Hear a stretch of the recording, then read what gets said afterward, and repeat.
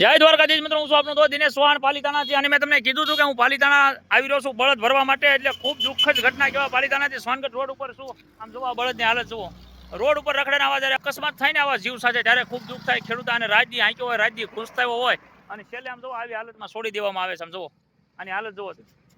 પણ હું ક્યાં જાય એમ કે હાલો, એનો મૂળ માલિકે તેની કદર ન કરી સાહેબ. પછી રોડે તગડી મૂકે અને પછી આના એક્સિડન્ટ થાય. છેલ્લે રાજે 12 વાગ્યા ફોન આવ્યો, અહીં એક્સિડન્ટ થયું.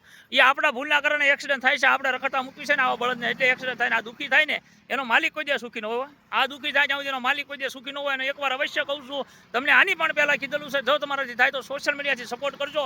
મા ગવત્રીના સંતાનો માટે એક સરસ મજાની ગૌશાળાનું નિર્માણ કરવા જઈ રહ્યો છું. એટલે ભૂલા વગર જો થાય તો હેલ્પ કરજો અને આ વિડીયોને વધુમાં વધુ શેર કરજો. અને હજી એક બળદ બીજો રખડે છે, એને પણ સાથે ભરી અને બંને બળદને એક સાથે આપણી ગૌશાળાની માલિક આજીવન માટે આશરો આપવાનો છે. તો ભૂલા વગર આ વિડીયોને વધુમાં વધુ શેર કરજો અને સપોર્ટ કરજો. બળદ જોવો બંધાઈ ગયો છે, હમણાં ગાડીમાં સડાઈ ગયો. ગાડી જય દ્વારકાધીશ, જય મુરલીધર.